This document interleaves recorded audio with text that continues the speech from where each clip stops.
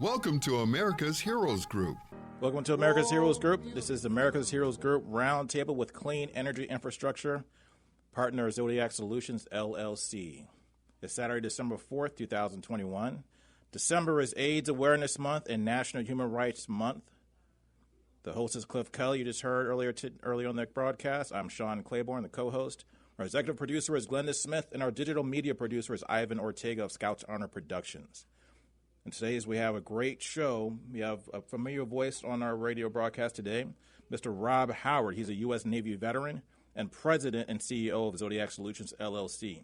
And we have a very interesting topic today. We're going to talk about the Build Back Better plan. The bill is in the Congress right now. The people are having a lot of questions about, very curious about, some people very anxious about. We're going to see what veteran opportunities are in that bill and also what it means for America. So, Rob, are you with us? Yes, I am. How are you doing this morning? Pretty good. Or this afternoon? Maybe it's morning where you're at. But yeah. No, not quite. It's just that I've been digging in to not just the Build Back Better Act, but also looking at the perspective from the infrastructure bill as well. And okay. I'm kind of nerdy, so. Well, you'll fit right in with us.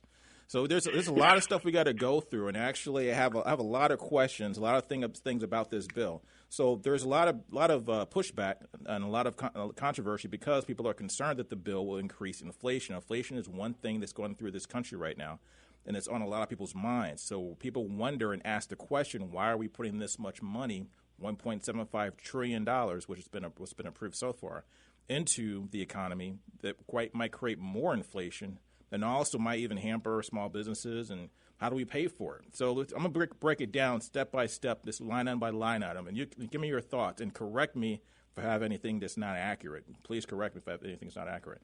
But we started off with $555 billion to fight climate change, okay? And then $320 billion of that is in the form of tax breaks for spending money on energy-efficient upgrades, like doing things like putting solar panels on your home, buying electric vehicles, maybe creating that might hopefully create some demand and energy-efficient investments in products that might lead to more innovation. That could be a positive thing that happens with this. And also this thing called the Civilian Climate Corps, which might create 300,000 jobs. What is your thought on that? To me, that sounds like a good thing. I think that's pretty reasonable. What are your thoughts on that particular part of it? Well, let's look at it. First of all, we have to keep in mind it's going to have some adjustments. But when you start talking about inflation, for me, and this is just a personal feeling, a lot of the fear is because here's what happens. When we invest this type of money on regular people, the difference in the Build Back Better Act is this is an opportunity to get to regular people. When we talk energy efficiency, it really has its best benefit in poor, low to moderate income community buildings that it's going to be a struggle with all the new technology with regard to solar, with regard to battery storage because of the electrical infrastructure of those buildings. So, one, you're going to be investing on regular folks. As we get through COVID, and I really believe we're eventually going to get through there, even as people try to push back on it, the challenge you have is with inflation is the fact that we are trying to jumpstart an economy that was dormant for over a year, which is going to put a lot of pressures on, and people tend to forget we lost 750,000 people to death due to COVID. So a portion of those were in the workforce. The other thing is people are transitioning out of the workforce. They spend time at home for a year. Mm-hmm. They learned how to live on maybe one income. So there's like 2.5 million more people who just decided this was it. I'm done. I don't want to go out here and I don't want to risk it. So inflation is something that we're going to be addressing. The administration, I give them credit. They are digging in deep to how to do this. But some of the other things, when you start talking about the Climate Corps, this money that is going to be invested, the difference in this and say the Trump tax plan is that this money is going to be invested at the local level. The Climate Corps, those folks are going to be working. Working people pay taxes. Again, that's how you're going to be paying for it. When we start talking about infrastructure, keep this in mind. During recession, studies have shown that investment into infrastructure has a 4-to-1 return on the investment. No We're doubt. not talking about just tax breaks. No doubt. 4-1. Mm-hmm. So when you start talking that about, so I may pay $100 million to get people to working on roads, bridges, and other infrastructure pieces, but I'm getting a 4-1 return on that. Why? Because people are working, people are purchasing, they're paying taxes.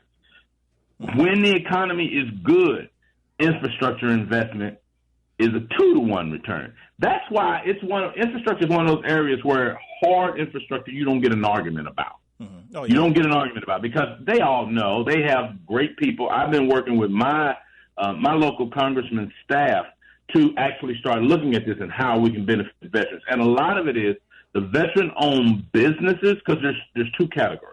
The veteran-owned businesses really need to start having conversations with, and I said this before, with your local congressional staff, with your local state staff, state elected official staff, and the local, your local cities and municipalities. Because what's happening is the money's going out there, but it doesn't benefit you until we start actually working on shovel-ready projects, till we start actually hiring people for the Climate Corps, doing energy efficiency. If you got local nonprofits, what we did locally, for the local nonprofits that actually help with job training, people to prevent recidivism back to, we don't want people going back to jail. So what we're doing is we're doing that training, and that's who can do the energy efficiency.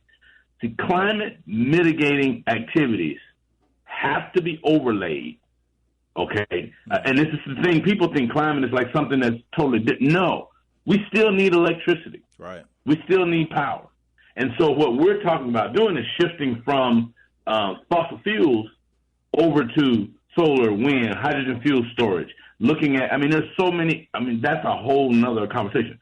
So the money that is expected to be invested also, and here's one key point to it, it's also there to allow things like childcare so that people can go back to work. Right. That's the next thing I'm going to talk about too. But first, let's wrap up this thing about the and we're talking about the climate, because I do see that as a great opportunity. And to add to that, what you just said is that it's important for especially veterans to take advantage of that opportunity.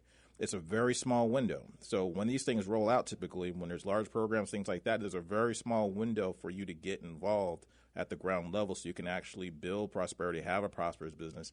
And not just thinking about, I try to think ahead, not just being a person who gets a job, but be a person who becomes an entrepreneur in the process. And what you talk about, especially with the things you do with your business, that is you provide those types of tools and resources for people to become entrepreneurs in this new green energy. One of the things, we talked about with China. China is trying to become the global clean energy leader in the next 15, 20 years.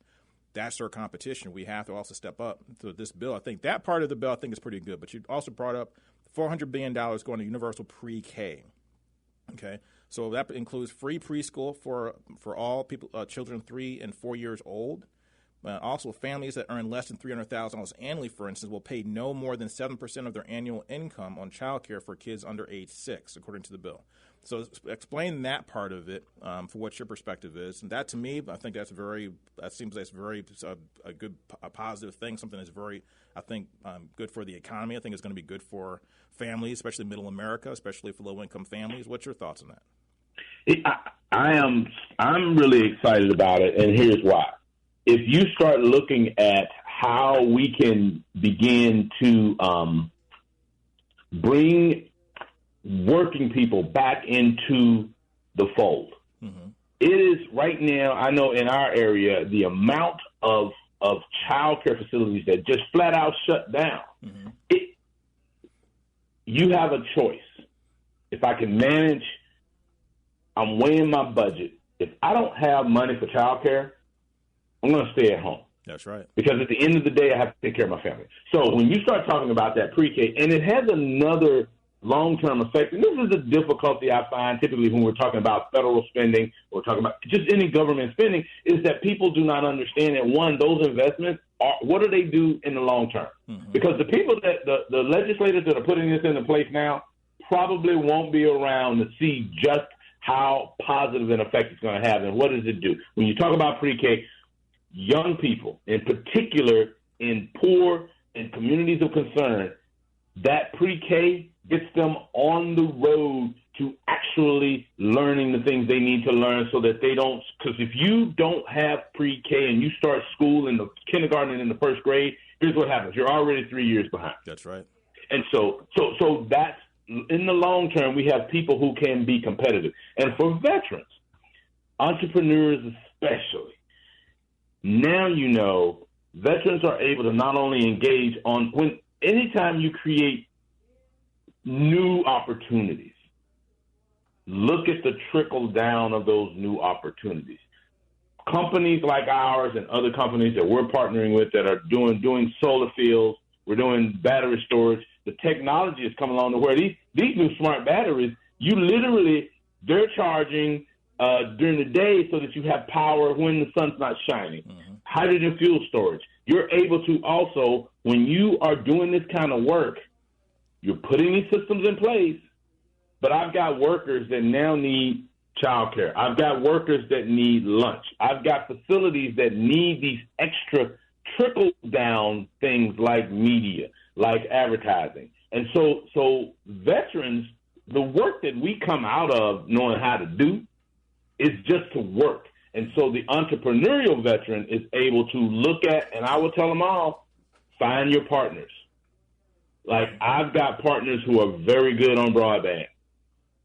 That's not my number one expertise. For me, it's utility. Okay. But I have broadband partners. We work with those utility partners and those construction partners. Another part of this Build Back Better plan that a lot of people don't realize they're using David Beacon, which the money, when you are connected to a government contract that came out of this bill, your wages are prevailing wages. And what does that mean? That means people are going to be making a living wage for that area. Why is that critical? So now I can focus on my job and not have to worry about things like rent. Am I going to have to get 2 or 3 jobs? No. I can work this one job. I can get good at it. Employers now know because the funding is coming, I can not only hire people, I can increase that pipeline of skilled tradesmen and apprentices. So the expansion, it's not like we're just giving money away in tax breaks. What's happening is you're creating an expansion that allows us to put people back to work. And so I think that's the key, because when people are working and they're making the prevailing wage, they're paying taxes. Now these plans begin to pay for themselves. So people don't like paying taxes. At one point, though, so what people are worried about on the other side of it is labor shortages. Because if we have way too much, because we have we're almost at full employment right now. Like unemployment rate is at 4.1, 4.2 right now, roughly. So if we're creating all these jobs, are these jobs going to be sustainable? Is it something similar to a highway project where the highway gets built, then all of a sudden you're out of work? You know, I think what you have is this bill. We're talking 10 years. Okay. Parts of it have some 5-year provisions, particularly around some of the funding that they're putting into the actual VA system. They have 5-year provisions, but you're talking 10 years. What does that mean? People are worried about, I spent a lot of time with the building trades, and the building trades, they say people who work for a company are used to working. People who work and do construction with the building trades are used to looking for work. What does that mean? We get a project, we're working on that project, but the leaders are already looking downwind at what the next projects are going. And so since we have a 10-year plan or a 10-year window of funding, we can take we take the shovel-ready project. So that's why I said talk to your local elected officials, find out and the city managers, what are they planning and what proposals are they putting out to do that? But then you got to move and be ready, and that's why your pool of connections are important. Mm-hmm. We're looking at these projects at the federal level. We have a group looking on the federal level what proposals are coming out. We got another group looking at the state level what projects and proposals are coming out, and our county and our cities. We have to do that because not all work is going to be right for us. Okay. So we have to put in the extra work. And that's the entrepreneurial piece that I don't think people recognize when they go into business. I work twice as many hours as an entrepreneur as I did when I was working 40 hours a week. That's how it works. On a job. That's how it works. Yeah. But the benefits are when I want to invest in my community and there's something going on in my community, I can go do it because I'm dictating the schedule, not my job. So the time frame and the fact that a lot of these jobs, like one project begat another project. Okay. If I'm increasing my infrastructure on transportation, those are never 1-year jobs. They're multiple-year jobs. So that gives me time to train the new workforce. That gives me time to do outreach in my community on the new workforce. And as people are retiring out, because you got a lot of people already, they're less than 10 years from retiring. Every time one of them leaves, I'm a proponent of bringing them back to do training. How about you don't just leave the workforce? How about you work 20 hours a week teaching folks in our community what it's like to be an electrician and how to be an electrician, a pipe fitter. And so that's how you have to have a global approach to it. So I think it's going to prime the pump of real construction work. Okay. Next thing on the list, we have $200 billion for 4 weeks paid leave. That is something that's definitely going to change this country because a lot of developed countries already have something similar. So what that means is that right now only 23% of workers have access to any paid family leave right now, which is that's bad. That's small. You could get up to 90% of your income from being a caregiver or caring for someone who has a personal illness. So you could actually take time off of work, and this applies to people who are self-employed and business owners too. So that is something I would like to see that in the final version once that is passed. But we'll see if this actually makes it in. So how does that affect employment from your perspective, being a self-employed individual? How do you see that have an impact on how, especially veterans who want to become entrepreneurs, being more prosperous and more successful? Well, when you have the ability to have paid leave, I look at it as gap closing benefits. You're closing the gap. I happened at the time when my father passed. He had a long bout with Alzheimer's, and because I was on a job that actually had paid leave, it gave me the opportunity to have peace of mind as I'm caring for him. I didn't worry about harming my family and not being able to pay rent. And those stopgap measures, because remember, with the paid leave piece, it's not like you take that whole time off at once. Mm-hmm. I can go and help the person I'm caring for with those doctor's appointments. I can help them with actually taking, 1 day a week, I'm going to be there for them. 2 days a week, these other ways. It's flexible. And if we are a society that is not willing to care for those who need, then why are we here?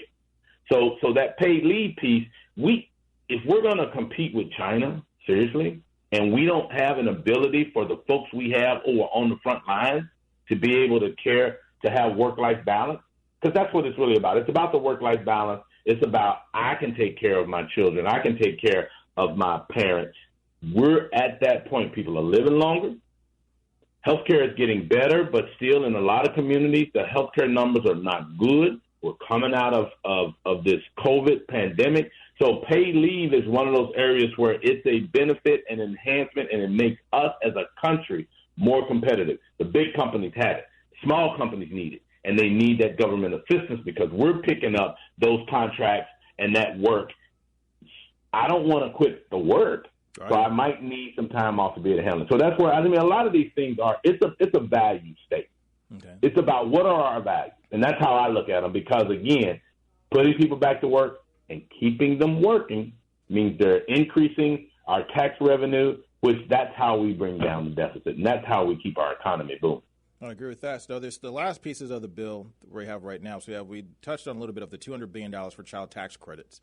So that's going to be – so it's basically rolling back some of the pre-pandemic or continuing some of the pre-pandemic gauges where we had $300 for every month per child under age 6, $250 per month for every child ages 6 to 17. So families don't earn enough or have some help to actually raise children, but that has a sunset attached to it from what I understand right now, meaning that it will phase out over time. And then we also have $150 billion to expand affordable home care, and also $150 billion for affordable housing. So that wraps up the entire bill from what we can account for right now. So in the last 30 seconds, we got 30 seconds left. I just wanted to go over briefly, some of the things that, as far as the taxes go. And I looked at the tax part of it, the part of it that finances the bill. There's a reconciliation part of the budget. So once a bill is put together, there's got to be some kind of reconciliation of how a thing is paid for. It doesn't look that bad. I mean, there's going to be, and so it's going to be some adjustments. Can you talk about that in about 20 seconds? Just let us know, like, what are your thoughts on some of the tax schemes used to try to raise the revenue to cover this? Well, I'll go real quick and I'll cut to the chase. I spoke with my congressman. I'm in the 49th congressional district, and I asked that very same question. And the White House is saying the way it's structured, if you're making less than $400,000, you're not paying anything. If you're making more than $400,000, you're going to start paying your fair share. If we look at was it 2 years ago with the Trump tax plan, where folks at the top got 89% of that tax break. Well, here's the thing.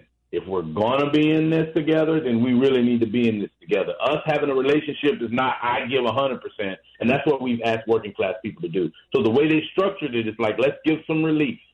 The folks on the bottom get some relief with the child tax credit and other areas, and they're not paying more in taxes. And then the corporations. Rob, so that's great, Rob. So that wraps up our time, and you kind of summed everything up. I appreciate everything you've done. We got it under the wire.